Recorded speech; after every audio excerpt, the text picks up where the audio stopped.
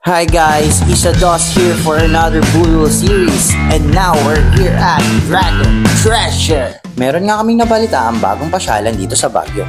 So bago tayo makarating sa mismong castle or sa Dragon Treasure, kailangan muna natin magpa-register at magbayad ng entrance fee. Then after registration, sasakay tayo ng shuttle papunta mismong castle.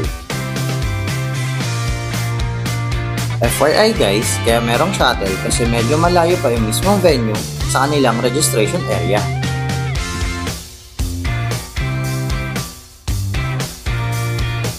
So ito Stairway to Dragon. Open the gates! Lakas nga maka Game of Thrones ng pasyalang ito. Game of Thrones! Oh.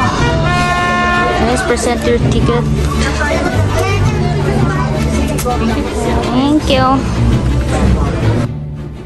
Feeling mo nga, pagpasok mo dito, para ka nasa isang kaharian. Yung tipong nakikita mo lang sa mga movies. Lakas maka Disney princess dito mga kabudol. Kulang na lang, mag-costume kayo.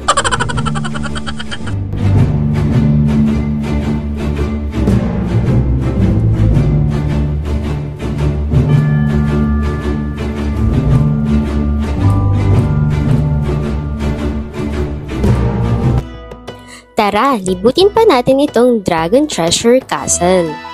Medyo maraming tao nga lang nung pumunta kami dahil weekends. At bago-bago pa itong pasyalan. Kaya I suggest pumunta kayo pag weekdays. At agahan nyo rin para maabutan ang Sea of Clouds dito sa castle. Pag akyat nyo nga ay may makikita kayong parang maliit na kuweba na may iba't ibang rock formation at statue. Pinaka nagustuhan ko nga dito ay ang kanilang Golden Tower View Deck na perfect for picture taking dahil akalain mo ang nasa taas ka ng tore. Kitang-kita mo nga dito ang malaking statua ni Black Adam. Pwedeng-pwede nyo nga itong inagdag sa inyong next Baguio getaway to experience how it feels like to be in a Dragon Castle na sa movie lang natin nakikita. Wow, we're on the top of Baguio! Don't worry guys, dahil pagbaba nyo ay dito nyo pwedeng hitahin yung van pabalik sa registration area and kasama na to sa binayaran nyo sa entrance fee. Overall, maganda nga itong isama sa Baguio bucket list nyo. Gusto nyo makakita ng kakaibang rock formations like walls, towers, and stone figures na very IG-worthy. Alright, that's it! See you on our next Budol. Thank you for watching. Adios!